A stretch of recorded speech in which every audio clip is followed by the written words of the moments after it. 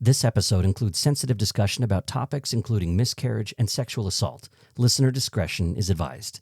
If you or someone you know is experiencing intimate partner abuse, help is available. Contact the National Domestic Violence Hotline at 800-799-7233 or text the word START to 88788 or go online to thehotline.org. I was not allowing myself to think about being gay. Because if I thought too hard about being gay, I was worried that I would go down a path that would cause me to lose my children.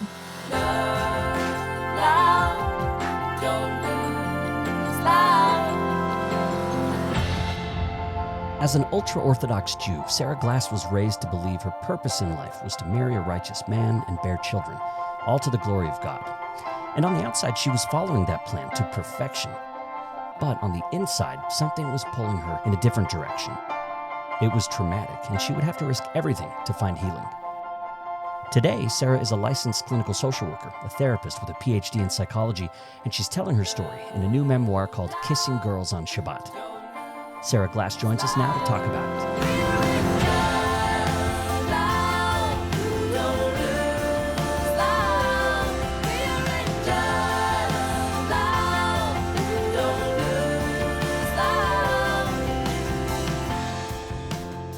I'm journalist Blair Hodges, and this is Relationscapes.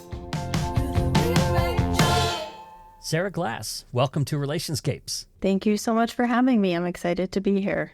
I'm excited too. I wanted to start with your acknowledgement section, and I'll just read a quote from that. It says, "I was afraid to write this book. The fear was visceral. For decades, silence for me meant safety."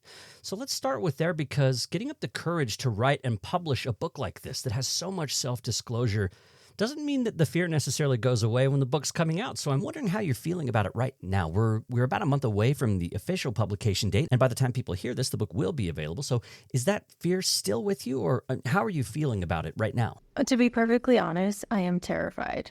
I'm really scared. I finished recording my audiobook the other day, and then I just walked through the city in total freaking panic. You're like, oh, I wrote that? Yeah. I'm like, what? What was I thinking? Why? Why did I put I was very intimate and vulnerable in the book, and it is scary for people to read it. I'm no longer afraid of losing everything. So that fear's gone, at least. Right. Yeah. At least I feel safe in my life and safe in my home and safe with the people I have around me now. But it's still intimidating to put that level of intimate truth and personal truth out into the world. Let's play a game of catastrophe that sometimes I like to play, which is like, what's the worst thing that could happen because of the book? And what are some of the best things that you hope could happen because of the book? I love this. You're going to therapize the therapist. This is great. Okay. Give me a break from my own job. Yeah. Worst thing that can happen, to me, the worst outcome would be that nobody buys the book.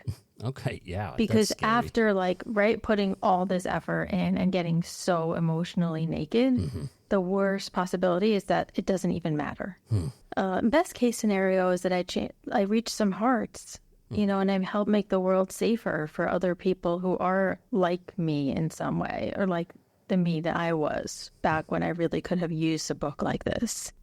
What finally got you over the fear enough to actually write the book? Because the whole process has been scary. There's still some fears, but there was a lot of fear before, and we'll kind of go into why that fear existed. Yeah. But what was the thing that kind of got you through that made you be able to say to yourself, I can do this, I want to do this? I think it was enjoying some of the liberties that I get to enjoy now in New York City, dating women and having my family feel free and my children be able to make choices. I just looked back at the world that I came from and at so many people who live in different kinds of closets, different ways, live under different stigmas.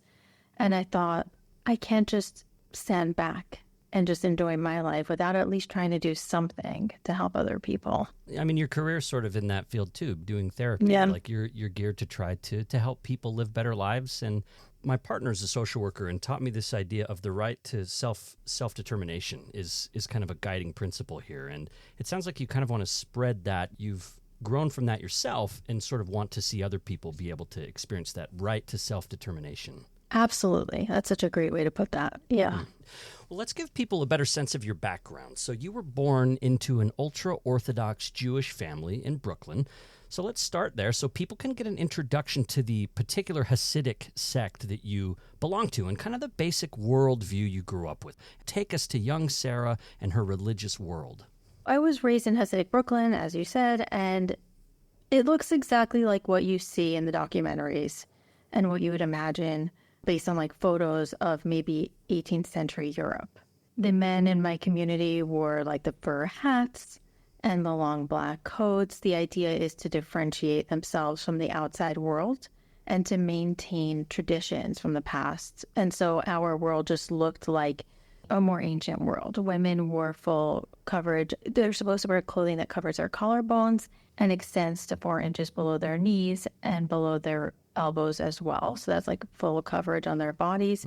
Married women wore wigs, and young girls also followed dress codes that involved covering their bodies. The community was extremely gender segregated, so I attended an all-girls school from a young age, and the boys attended all boys schools. And the idea was that the boys and girls would be set up in arranged marriages once they hit marriageable age, which was anywhere from 17 and up. And then they would be introduced to a potential partner their family had vetted and get married and have children of their own who would follow the same path. And what was the idea of God's relationship to the community?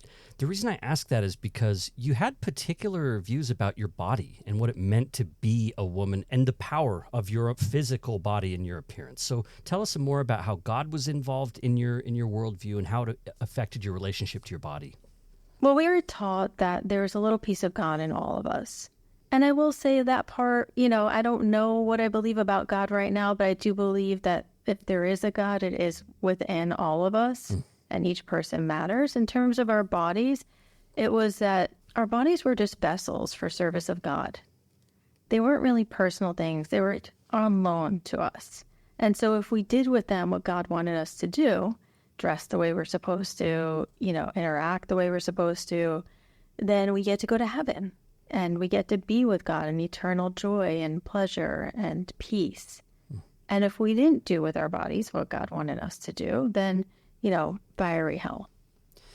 And like a literal fiery hell. This wasn't an annihilation. This would be like literal suffering. And you thought about that as a kid. Yeah. And then one of the images I got was that hell was freezing cold like Siberia. And I personally hate the cold. So I was just like, I cannot spend an eternity being freezing cold. That's not going to work for me. There's a part here I wanted to point out where you say you came to understand that your body was really powerful and that covering your body was a way to protect other people from your body's power. So as long as you wore long skirts and long sleeves, you would be protected from men, but you'd also be protecting men too. The idea was that like men are sort of sex driven, that this would be tempting for them.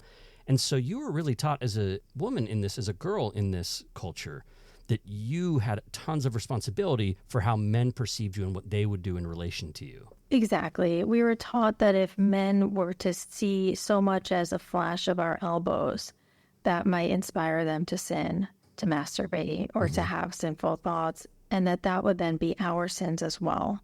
Like we would both be punished, ourselves and the men that we caused to sin. That was a huge responsibility for a child. I mean, it sure is. I love the idea of there being a piece of God in everyone. I think that's beautiful.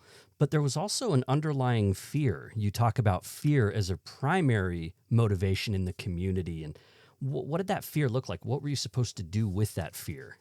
It was sort of this inborn fear of God's wrath. When we talked about the traits of God, it was like God was very slow to anger. But we were taught that God was slow to anger. But that wasn't how the stories went down. The stories we were told were of God's wrath. Some people believe that tragedies like the Holocaust were because God was upset that Jews were assimilating, for example. And the fear just went through and through to everything we were taught. Our teachers would use fear in the classroom. If we weren't listening during Judaic Studies class, the teacher would say, "Aren't you afraid of God? What God will do if you're not listening to this piece of Bible we're trying to teach today?" So the fear was used to keep us in line. Can't think of a better, kinder way to put that, I love the attention you pay to this as someone who's been now trained in psychotherapy, because you also point out that this can be really scary for a kid, but there was also kind of a backwards comfort to this, because Your universe was very orderly. You had a pretty clear understanding of right and wrong and the fact that punishment would happen. And there was a kind of comfort in that clarity and certainty, even though it was really stern and fearful. Well, I think that's the reason why organized religion is so popular. There's a certain clarity, and why cults become so popular, which I'm differing. It's like different from organized religion. But there's a certain comfort in just being told, like, this is the way to heaven. You do this, you're good. You want to deviate from that, you know exactly what your punishment is going to be. It's all really clear. You don't need to make a lot of decisions on your own. You don't need to grapple with your own psyche as much. I wondered if you could read a little section from the book here for us. And before you read this, I do want people to understand, like, you were a believer, you were part of this community. This was your world. But also you had some questions, and I thought having you read this part would really be a good segue into what those questions were. So if you can begin there. Still, I had questions. Hardest of all was to understand why I felt love that I was taught to hate. All love, except the love of God, was suspect. But one kind of love was singled out for extra damnation, loving someone of your own sex. I was taught that God found my desires repugnant, that they are unnatural and wrong, and I spent my days in prayer trying to understand, why would God create me this way? The excitement my friend spoke of about meeting a boy and living with him for a lifetime was a strange and unfamiliar desire. The last thing I wanted was to live with a boy for the rest of my life. Still, I was prepared to do just that. I knew that by giving my life to the service of my husband, I would reach closeness with God and receive his heavenly bounty, his love, his blessing. I would reach fulfillment. You weren't yet 19 at this point of the book when you really had to start thinking about living with a boy forever, becoming partnered, and creating a family. And so as you're starting to look to that next step in your life, you kind of took this detour, this unexpected detour. You found yourself in Miami. Now, this might throw people for a loop, that this ultra-Orthodox girl would find herself in Miami with a woman called Dasa in kind of a romantic affair here. So how did the two of you even discover each other to make this possible? So I was 19 years old, and I was teaching 8th grade students at a school in Brooklyn. And then this woman was brought in, this young woman, to be a guest lecturer to my students. And she walked in and started giving the lecture. And I just felt something. I guess I had gaydar before I knew what gaydar was. There was like this recognition, like, okay, there's a static here. There's a buzz. She was beautiful and inspiring and charismatic. And we shared a few glances. And then we went out for ice cream under the guise of, maybe I'll invite her back to lecture to my class again. And before long, we were both dropping little hints that we had gotten ourselves in trouble by being alone with girls before in the past. And so next thing comes to next thing, and you end up taking a trip to Miami together, and it's beautiful. You get to feel what it feels like to be close with someone, a person who you're attracted to, physically and emotionally and intellectually. In the back of your mind, what were you thinking in terms of what rabbis would say about this? And this was interesting because there's kind of differences in how they might treat men who are attracted to other men and women who are attracted to other women. There's almost a little bit of erasure that goes on in the community, almost like women can't be gay, like it's not really a thing. It's wrong, but it's also not really a thing. Did I pick up on that right? Yeah. It's like if you're a gay man, that's really, really evil, really bad.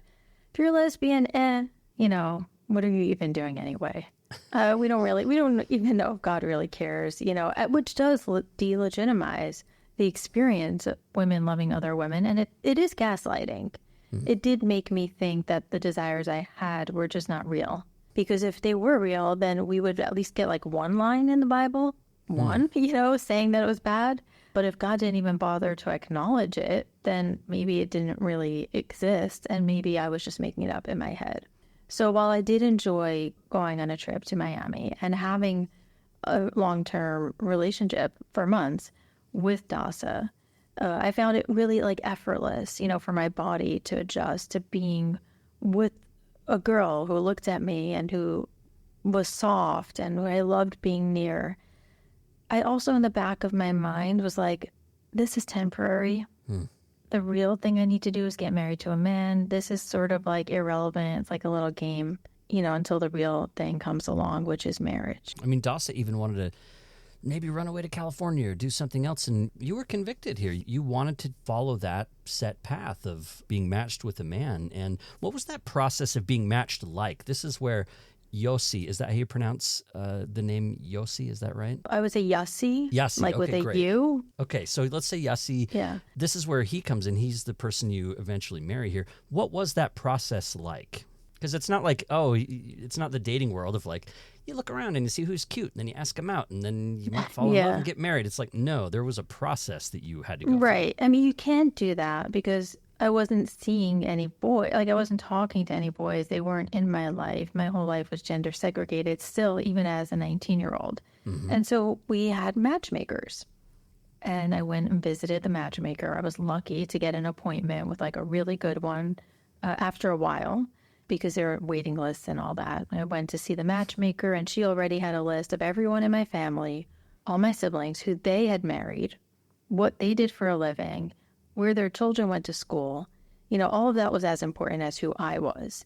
And I had like a little meeting in her kitchen while she was stirring her chicken soup, and she just asked me some questions.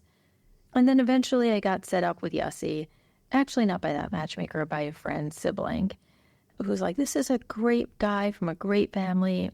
And then the vetting process began. My siblings called everyone on the list he had provided, like much like a job. There was a reference list of people who knew him, rabbis and friends. And then they called people who weren't on the list, who they knew through word of mouth would know his family, just to find out everything about the family. What do they do? What are their customs like? Are they as religious as we are, etc.? And then our first arranged date was set up. And that was just a couple of hours in a hotel lobby. And then there would be kind of a set number of dates too, right? Like you were only expected to go on a certain number, and maybe you could get a little extension if you needed it. But the idea was you were doing a set number of dates toward marriage. Yes. It was to be under 10. By around date number 5 or 6, you should pretty much know if you're going to marry them.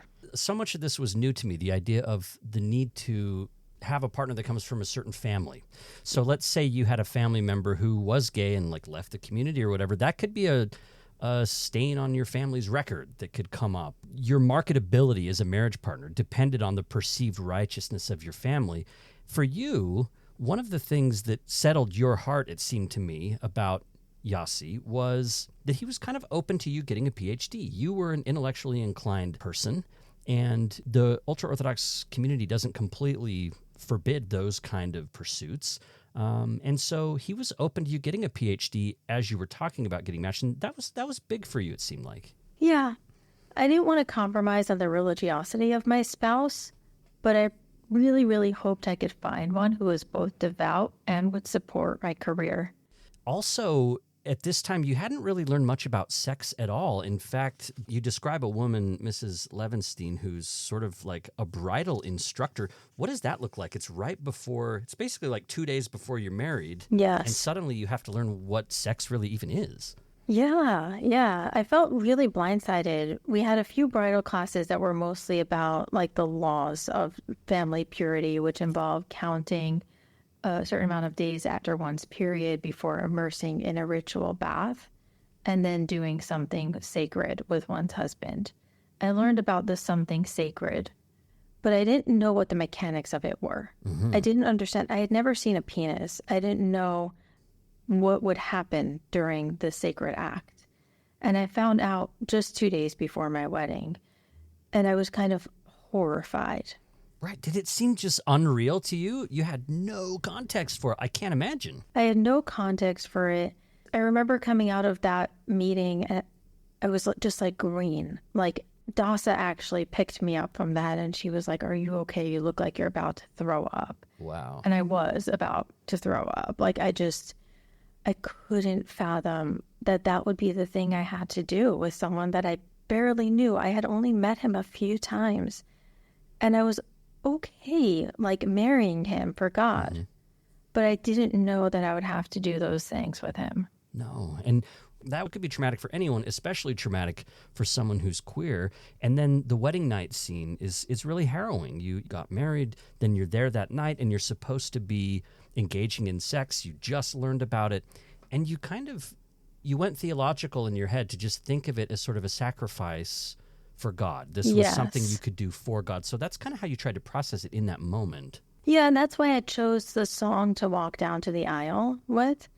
All the chapters in this book are based on song titles, and now I have a playlist that'll be released on social media for the Kissing Girls on Shabbat playlist. The first one is in Hebrew. It's a song I walk down the aisle to. And the translation of the song literally is, I will build a tabernacle in my heart, and upon it I will sacrifice my soul to God. That would be my sacrifice. So that's exactly how I processed it. And then going into that wedding night, I just was ready to sacrifice myself. And you describe the strange negotiations that happened after you tried to consummate the marriage. You found Yossi's on the phone trying to figure out if you successfully had sex or not. Like, he's having to talk to other people to even find out if what you did counted.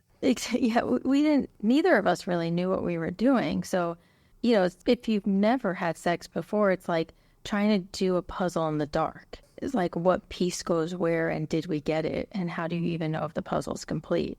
So we did have to call a rabbi the next morning after we thought we had consummated the marriage to find out if we did. And the rabbi had to ask some clarifying questions like, did this part go here? And did this feel this amount of painful? And was there blood? Things like that to determine if we had actually had sex. Which, spoiler alert, we had not. And it took a little while longer to figure it out. Well, in part because it's a traumatic thing, and so that was a difficult part to read. I think it's important, though, because it speaks to the pain that purity culture put you through and set you up for that kind of traumatic experience because you weren't educated about sex and because you weren't heterosexual. And both of those things just made for, it was very, very sad scene, and it seemed really personal, so I admired your courage in talking about it. Thank you. And I know this book is a little bit of an intense read. People might want to take it slow. Yeah. You invite people to pay attention to how their body feels as they're reading and sort of breathe when they need to and walk away if they need to, and you definitely have the reader in mind. We're talking with Sara Glass about the book Kissing Girls on Shabbat. It's a memoir that's coming out in June of 2024. And Dr. Glass earned a master's in social work from Rutgers University and a PhD in psychology from Capella University. Okay, well, being gay wasn't the only secret, Sara, that you were holding on to on your wedding night. But you didn't know that the second secret was a secret. You thought that your partner knew about this. It was your family's history of mental health issues. And Yossi had asked why your sister didn't attend the wedding, and you said she's not in a good condition to travel because of her mental health. You kind of explained where she was, and his response was, if I had known your sister was mentally unstable, I would never have married you. What was it like to hear that in that moment? I was really ashamed. I also understood him because I understood that, genetics were really important in a Jewish marriage. What we were trying to do was procreate for God's sake. That's what we were commanded to do. And I thought he knew. I thought he had been told about my family history before committing to the marriage. And so we were both really stuck because I was stuck with somebody who I thought had informed consent to be in the situation with me, to procreate with me. And it turns out he wasn't informed, and then he was stuck because we had already gotten married. I think it's really important to point that out because your initial reaction was not, how dare you judge my family, or that it's wrong to have that kind of ableist mentality, but rather an understanding of oh no, he didn't know this and he probably should have, and now I actually feel kind of bad about this. Yeah. Maybe give listeners a sense of what that mental health history looked like for you, the family you grew up in, what you witnessed as a child, and it involved your mom and sister and family members who struggled with mental health. So my mom had, I think what we would call in those days, just nerves was what we called it. She had the nerves. She had the nerves. We were Ashkenazi Jews. She was first generation post-Holocaust. And there are vulnerabilities inherent in that. And she had a difficult time with adjusting to life as a mother of a large family. And then when my sister, Shawnee, had her first psychotic episode, And just please know all names have been changed to protect my family and to protect all the Orthodox people who are named in the book. When my sister had her first psychotic episode and was hospitalized at 17, my mother really fell apart. That was really difficult for her to see, and our household devolved after that. Not only did my sister get diagnosed with bipolar disorder and struggle with that for many years, my mother also began to struggle more outwardly with her mental health and was hospitalized a couple of times as well. One question I had at this point was, Yossi didn't call it off at that point, right? He said, I never would have married you. Would it have been easy at that point for him to say, oh, I didn't know that, so let's go ahead and void this thing? Or was he kind of stuck with it as well, stuck with it in quotation marks, because that's a gross way to put it, but... Yeah, no, he was. And, that's part of what I'm trying to talk about in this book is I don't want to blame him or even any single individual in this story. These problems are systemic. These are things that are happening because the system has been set up in a certain way. And that's why it's still happening. And so just looking at Yossi as someone who's a flawed individual, as we all are, wouldn't accomplish the goal that I'm trying to accomplish with this book, So I do have so much empathy for him still to this day. I don't think he was trying to hurt me at all. And in terms of him being stuck, unfortunately, as a very knowledgeable in Orthodox Judaism reader might realize, at some point in the book I referenced that he was part of the holy tribe of priests in Judaism called Kohanim. Those are people who come from the certain lineage in Judaism, and they're destined to serve in the holy temple when the time comes. Now, that special tribe of priests, that's passed down through their DNA, they are not allowed to remarry after divorce. They're not allowed to remarry anyone who's been divorced. They can only ever marry a virgin or a widow. And so when we got divorced, I did put him in that situation, or he ended up in that situation. And so he was more stuck than someone would be by the regular stigma associated with divorce in the Jewish culture. Okay. Wow. Well, 5 weeks into this marriage, you're pregnant. So that would have kind of forestalled maybe some separation at that point too. At 6 weeks, though, you notice some unusual bleeding, and this is a hard part to talk about as well because you experienced a miscarriage at this point. Yeah. And your reaction to this was to internalize it and blame perhaps your own sins and maybe even your behavior before you had been married. Yeah. I was taught this sort of really linear correlation way of looking at things that went wrong in the world. The Holocaust happened because the Jews were assimilating, right? Whenever someone was sick, we were told to pray harder so that the person would get better. And so if I had a miscarriage, the only thing I can think of was, what did I do wrong to cause that? And it was really easy to draw the connection to the sins that I had performed with my body. Right. And you were so alone, too, because Yossi seemed cold in reaction to it. He was just determined to move forward. And this process of you have your period, you have your ritual bath, and then you have sex, and this is the opportunity to procreate, have a child. So he's just ready to keep going. And what are you thinking at this point? Because you're still so young. Are you ready to be a mom? Are you wanting it at this point? I did really want to be a mom.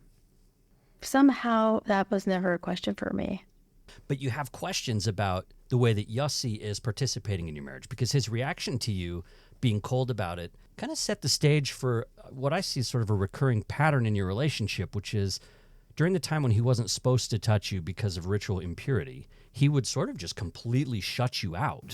And you weren't sure if that was the way things usually went. And there's a word for this that you introduced us to, and I'll probably mispronounce it, but it's machmir or something like that. That's great. So talk about how that worked in your relationship and how that played into your partnership. He really kind of took it to the next level. I think teenagers today would say he was being really extra, my kids would say that was so extra. Yeah. He was, during this certain couple of weeks of the month, he was supposed to not have sex with me, right? So in order to not have sex, there are extra guardrails that the law puts up, such as don't touch each other, don't cuddle. And that's to protect you so you don't feel tempted to have sex. Not that I would have ever felt tempted to have sex. I was so relieved. I was this is great. Bonus. I get 2 weeks off. Awesome. Perfect. But just in case one would be tempted. And I guess maybe he was afraid of being tempted, and he was very, very pious and very devout. So he must have decided at some point, if he doesn't look at me directly, during those 2 weeks of the month, each month. That'll protect him from feeling like a desire to have sex with me. And so he would just not look at me. He would limit his conversation with me, sort of mumble things down toward the table instead of connecting with me as a person. It just seems so lonely to me. And you're in this situation, and then he drops this new bomb, which is that he doesn't want you to get a PhD after all. This was a conversation you had before you're married, and all of a sudden he's like, actually, no. Basically, right. So actually, I asked my rabbi, and we decided, or he decided, the rabbi, that it's not a good idea, and you're going to get a master's degree in social work, and here's what will happen next, and you will be very happy, is what he said to me. And you will be very happy. Yeah. Well, I mean, this was the option that you had. So you go to Rutgers. This is how you wound up there, where you got this master's in social work. And your first semester at school is maybe the first time that you're really, other than some little vacations and some time away from home, you're really in the quote-unquote world. You're out in the world now. And this is when you start to realize why the rabbis and why Yossi were discouraging women from going after an education. What kind of ideas started to come into your head as you were getting educated here? Like, oh my God, everything. It was social work school. So it's not even like I went out of the community and got a business degree. Social work school would be like the most lefty, like radical, democratic environment to put a Hasidic young girl into. And I was like maybe 20 years old by then. And, you know, I was exposed to so much, like even just seeing people right near me, sitting next to me in jeans. That was a culture shock. You know, I was like, wow, like these are people I know, like I know their names and they're wearing pants. I didn't know anyone like that before. And then I got exposed to the idea that not everybody's a Republican, you know, and I was like, wow, all these people are talking about these very liberal ideas like they're good things, when my whole life I had heard about those liberal ideas like they're insane or like totally sinful. I was exposed to people who didn't believe in marriage, didn't think that having children was a value that was that important, that it was something that should be optional. And all of that was both fascinating to me and really frightening because it questioned the single-minded devotion with which I was trying to live. Yeah, and it seemed like for a time you still really wanted to maintain that identity, and maybe there was a little bit of pride in being the Orthodox woman in the secular environment. Did you ever have a sense of like, I'm really going to prove who I am here. I'm going to maintain my faith. I can hang with these people. That's great. But I'm also going to be this like super strong in my faith and kind of do both. Yeah, like during my first year of social work school, I kind of shrunk to the side of the classroom and I was trying to fit in.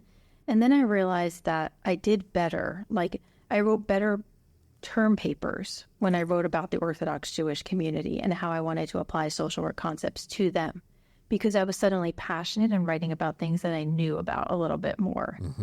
And I started to wear headscarves to school instead of wearing my wigs always. And that I felt like more confident as a Jewish woman wearing that. Felt like I was showing off my religion instead of hiding it. Yeah. And this is also when you became a mother. So you have your first child at this point. And as you said, like you wanted to be a mom. So there must have been some joy here. The process of getting there was painful and not enjoyable for you. But having a baby seemed to be kind of a light in your life at that point, too. Yeah. I loved holding my babies and getting to take care of them. And, you know, that was a holy task that I believed in and that I found extremely meaningful. And you said babies because you had a second one. And there was a push to just keep going, right? Like you were supposed to just keep having babies. And this was a time when you actually got to use some birth control because the community leadership and your partner would say, oh, we don't want to have babies too close together. Let's space this out. And so it bought you a little bit of time as well, but you tried to kind of push that time out more and more, and that just wasn't ultimately sustainable. You eventually had to stop taking birth control, have another kid, and you're still so young at this point. And now your relationship with Yossi is getting more and more fractured here. So what were you facing as you maybe started to see that something might have to change in your marriage and in your relationship? I started to realize that he and I would never have a meaningful relationship. We were two extremely different people. He was very almost married to the law and to the rigidity of the law, and I was just really interested in the world. I wanted to be devout, but I also wanted to talk about emotions. I wanted to have thoughtful conversations about psychology topics. I wanted to think about, like, how would we show our kids love in these different ways? I wanted to talk about theories of parenting. And I was with this person who was more focused on what time is it? And is it time for this prayer yet? Or that prayer? What day of the week is it? And what does that mean in terms of our religion? And he was just kind of in this world of black and white. And I wanted to burst out and live life in color for me and my children. And we just didn't end up having that much to relate on.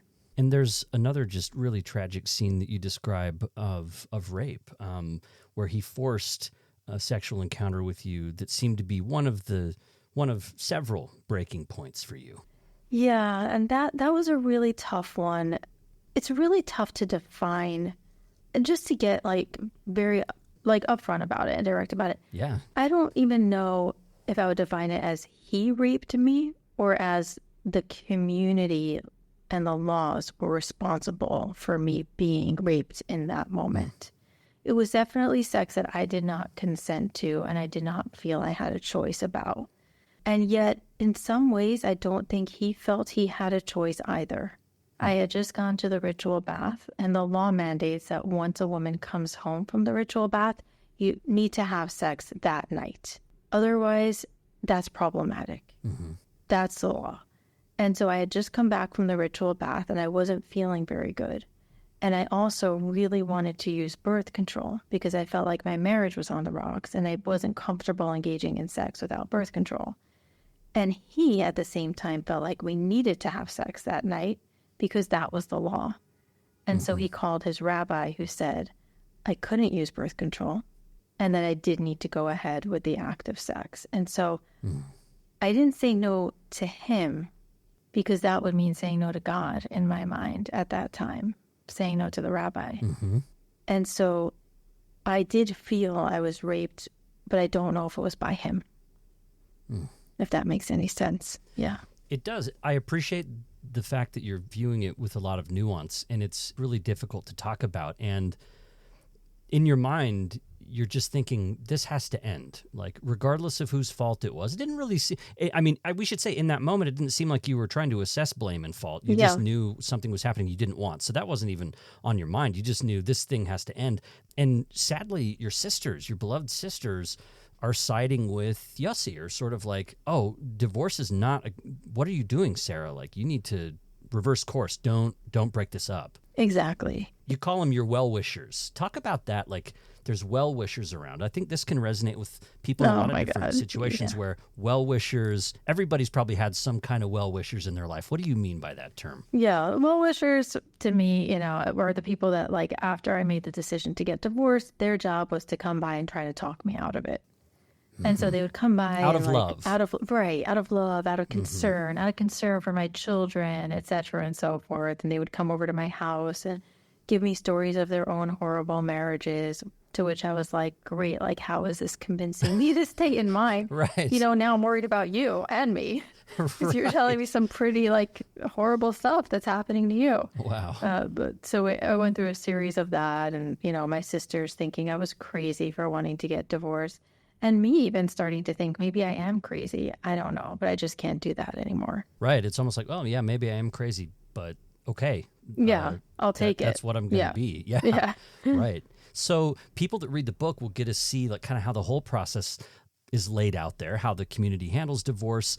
But we will just take a second to say the divorce agreement itself was penned within the community. This wasn't something that was done in, like, a legal court of law. This was a religious court that negotiated this divorce agreement, and it included a provision that would affect your life for the next, 10, 15 years, which is that you agreed that the kids would remain Orthodox, and that if you didn't raise them in that way, that you would forfeit custody of them, which to you meant that you couldn't embrace whatever you had going with Dasa before, or you couldn't sort of fully leave the community, that you needed to remain in ultra-Orthodox favor and bring your kids up that way. And if you didn't, the kids would be taken away. Absolutely. That's exactly, you really nailed it. That's exactly what that meant to me. So it was a lot of terror there. Now you're on a tightrope, right? And you Yeah. have some choices because you could have just ran off to California and left your kids behind. You could have started over. You could have continued to explore yourself in secret or tried to stay in the community. So what did the early exploration look like? Now that you're separated, you talk about these controlled explorations that you started kind of experimenting with because you did want to find yourself more, but you had to be so careful and walk the tightrope. Yeah, it was so hard because here I was 24 years old. I'd gone to college, and so I knew that other people my age were drinking, they were partying, they weren't trying to get married, right? They were having sex. I also got the internet right after I got divorced, and for the first time I watched TV. For the first time in my life.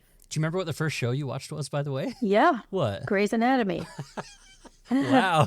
Was it recommended? How did you land on that one? I don't know how I landed on that, but I sat down in the corner of my kitchen with this like one wire that connected from my laptop to the cable connection. Yeah.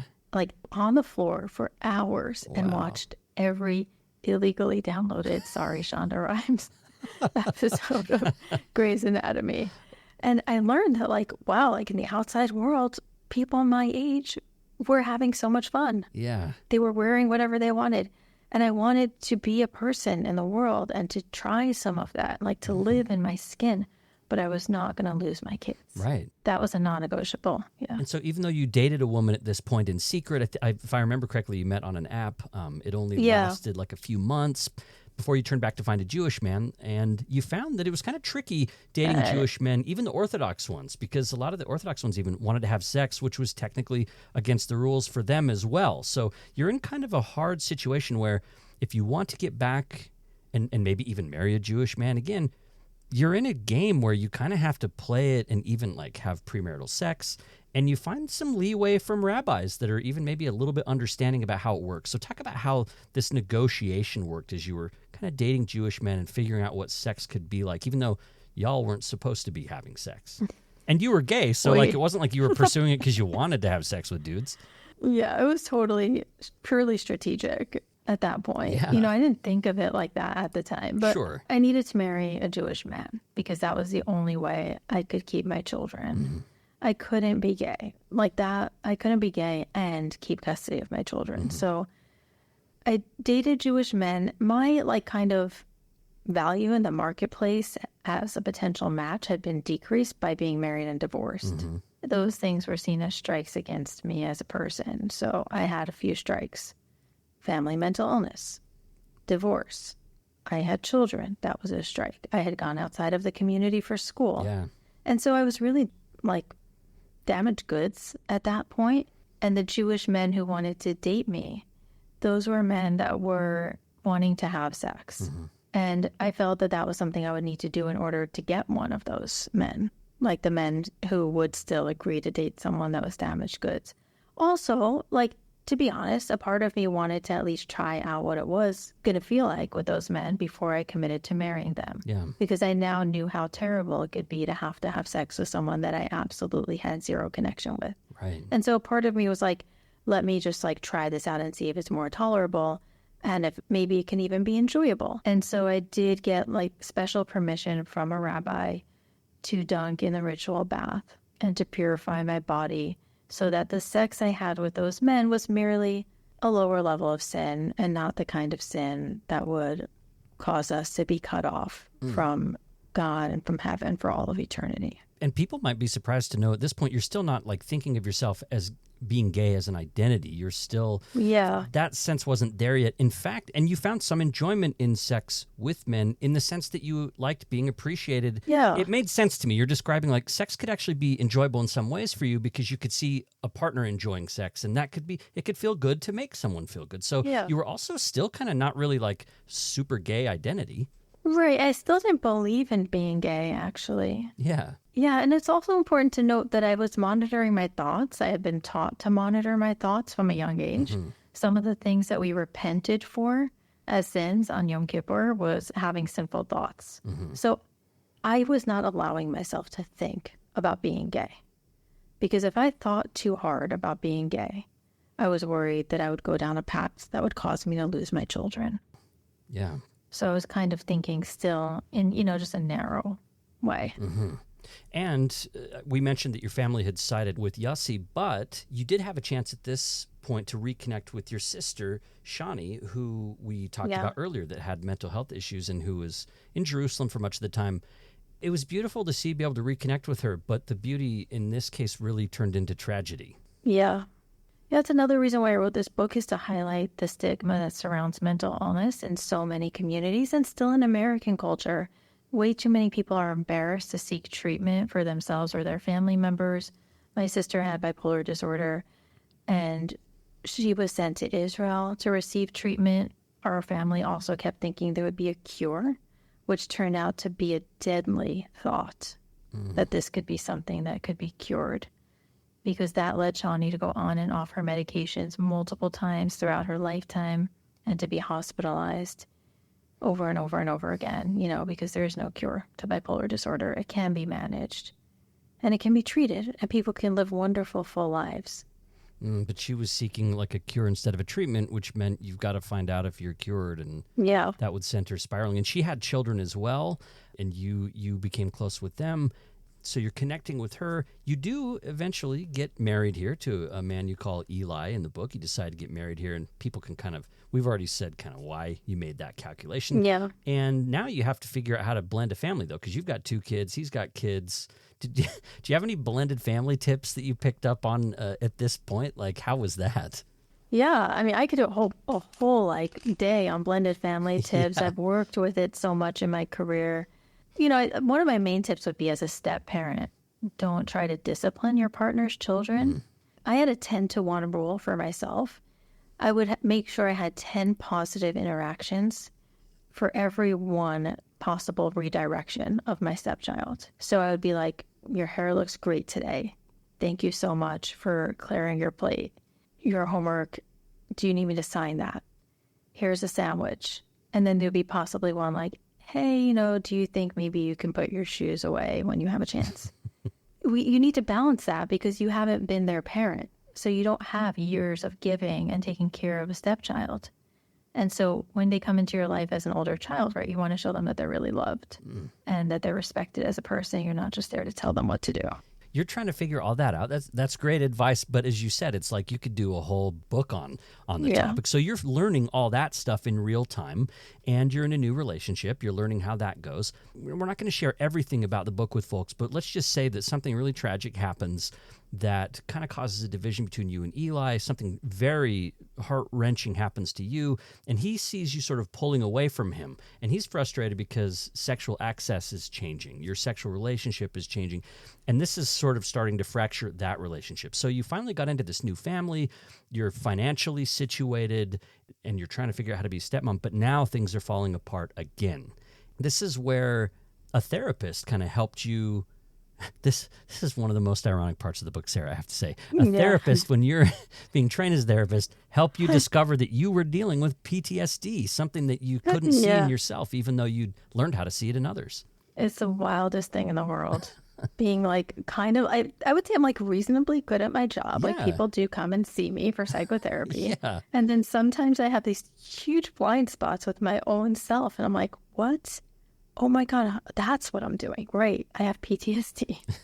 Right. Yeah. And the therapist asks you a question, because you're talking kind of about your sexual relationship and sexual history and stuff. And the therapist says, Sarah, have you ever actually wanted to have sex with a man? And this was kind of a light bulb moment for you to really have to address that. Yeah. I did not know that I was allowed to want, period.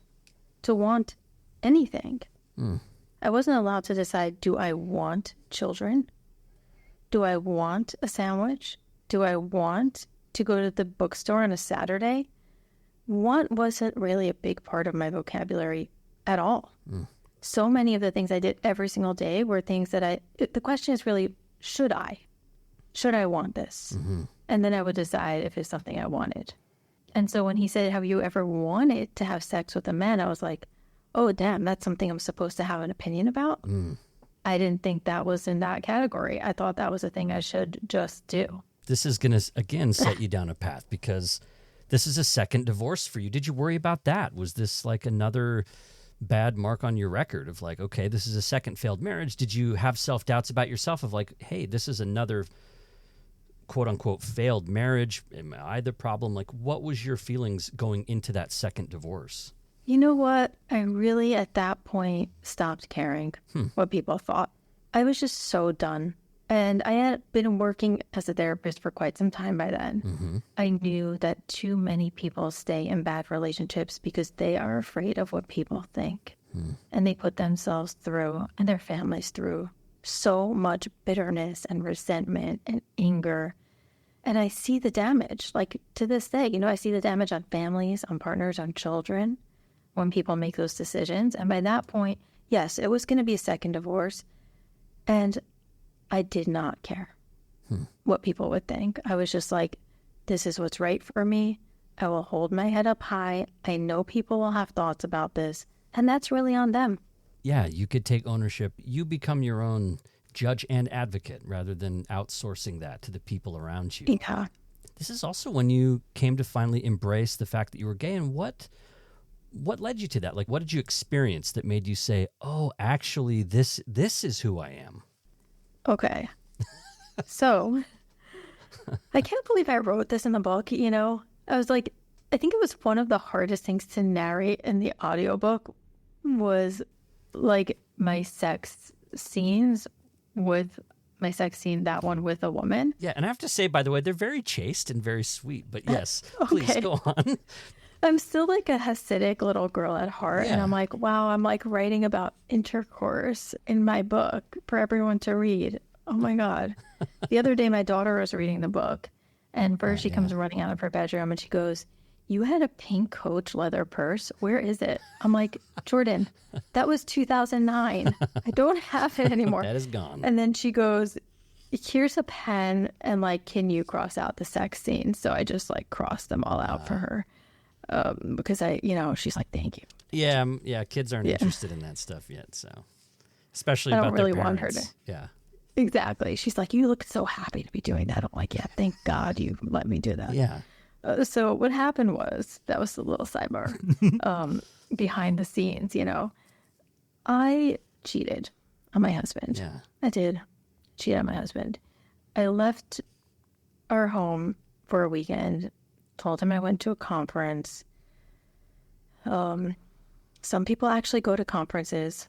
Don't always think when your spouse says they're going to a conference that they're cheating, Sure. But I was going to New York City that weekend and I went to Manhattan. I went to the only place I can find like on Google that was gay because I didn't really know anything. Yeah.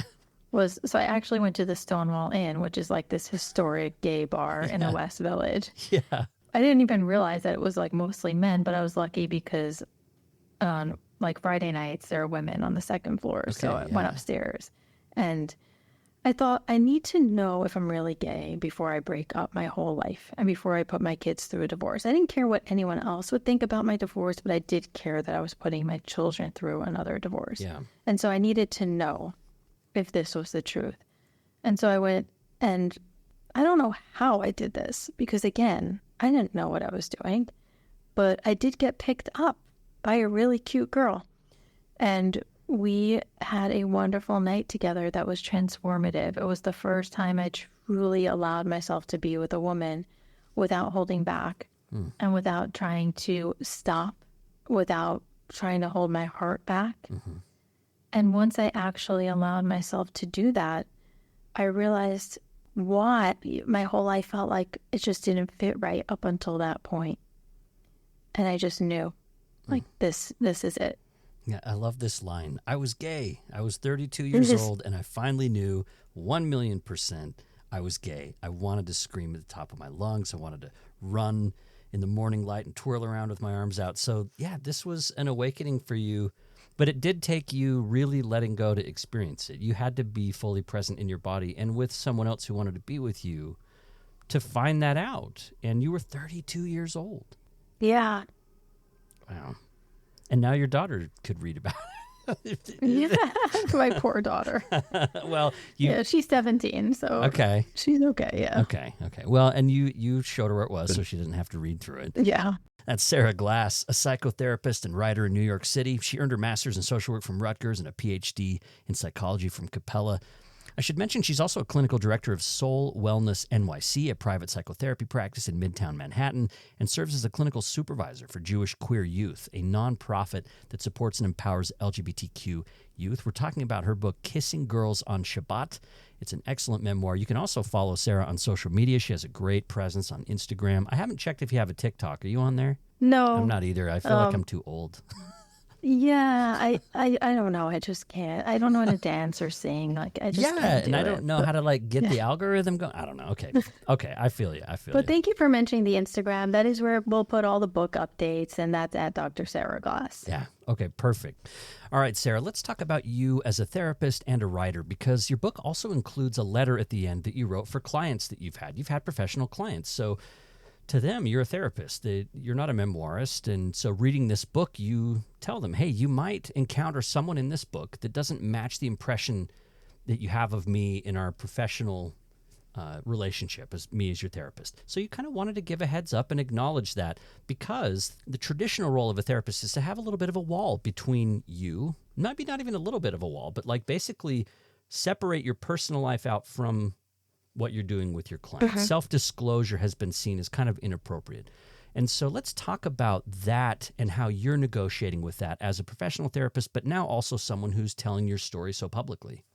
Yeah, I think it's a really interesting thing to think about. I even have so much self-judgment still as you're queuing up this question to ask me. My inner old therapist judgment voice is like sort of shaming me for writing a book still to this day.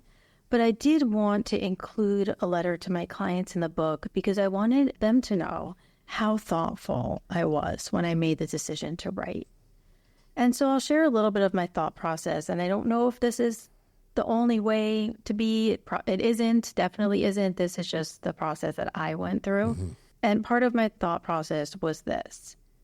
When I was initially trained as a therapist, the father of psychotherapy was Freud, right? And Freud had this whole idea that therapists are just this blank slate. We're supposed to just be like this mirror. Clients come in, they tell us all their vulnerable things. They can cry, they can laugh, they can question, and we are supposed to remain blank. That was something I did for a while. And I always felt like it was a little bit disingenuous.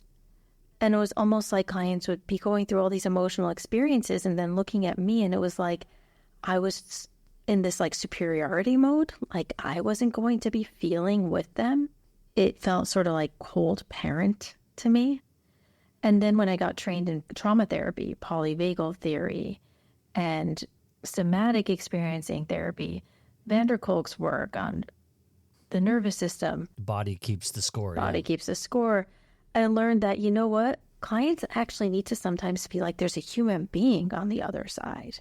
Like it's not a blank mirror. That could be traumatic to have just this blank mirror. And that it's okay to laugh and to cry a little bit and to feel with your client. That resonated for me much more. I am a very embodied, empathic person. I am the kind of person, you know, that when someone's crying in front of me, I do feel it in my body. And so it felt much more natural to be able to be that. And as time went on, and I won't go through all of it that's in the letter, I just started to see different therapists, modern therapists, practicing in different ways, having social media presences, writing some of their own stories. And I started to think therapy was invented by men, white, cisgender men, from decades ago, from a time when there was no internet and a time when they could keep their lives separate at home and they weren't Googleable, you know. They were able to keep their wives at home bearing the children, and that maybe that just wasn't the only way to practice. Maybe therapists having to be a blank slate, like that's impossible to do that out in the world where you're Googleable. What are we supposed to do? Have no lives that can ever be found online? How is that an oath that anyone can take? You know, it's unrealistic. And maybe that's not even helpful. Maybe it is helpful when people do see us as human beings. And so I still think it's important to have boundaries in the therapy room. When a client comes into the therapy room, that room becomes their sacred space. That's not a time to impose one's personal views, opinions, or anecdotes. However, that doesn't mean that therapists are not allowed to also be human beings out in the world. And maybe if we tell our stories and we're open about that, maybe that can help people out there. Maybe help people need less intense trauma healing. Maybe we can help people prevent trauma. That's Sara Glass, and I do want to say there's so much in the interview that we couldn't cover. There's some unspoken spoilers. You talked about your daughter, so people obviously know that the divorce and the way that you were able to go through things worked out in terms of staying close to your kids. But there's other things in the book, I promise people. We have not covered everything in this book. There's big reveals, there's big feelings and really big things that happen to you that we haven't covered. So I strongly recommend that people pick up this memoir because we've really only scratched the surface here. The name of the book is Kissing Girls on Shabbat, which, by the way, my kiddo said to me, so does she kiss girls on Shabbat a lot in the book? And I said, I actually I don't remember any like actual Shabbat kissing.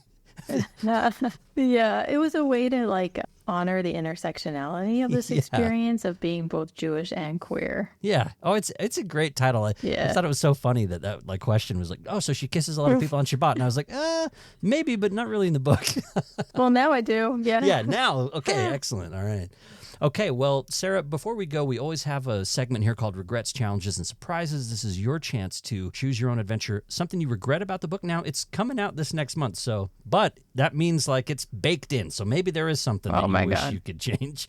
Or what was the most challenging part about writing it, or something that you discovered in the process of actually writing it? And you can speak to any of those that you wish.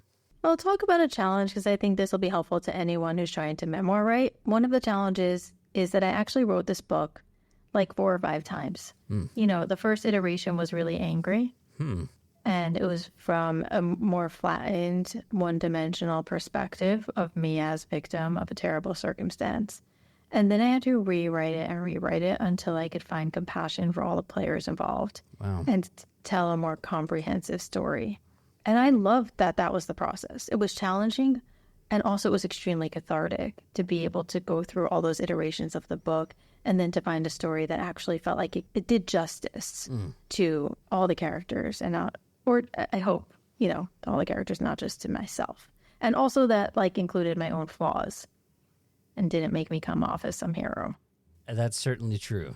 Yeah. There's a certain chameleon nature to you, too, of always I never knew where you were going to go next. I never quite knew where you were going to be. And so I should say right before we go, too, I'm not making this up. Like, I finished this book in Chicago. I was on a business trip, and I was in this hotel, and I stayed up till like 3 a.m. my time because I couldn't stop reading. I was like, I got to finish this book. It's so good. Well, thank you so much. Thank you for reading so carefully and thoughtfully and like for asking such great questions. Well, it's my pleasure, truly, Sara. This has been a great conversation, and there's so much more in your book. So again, Kissing Girls on Shabbat, a memoir. Thank you so much, Sara. Thank you.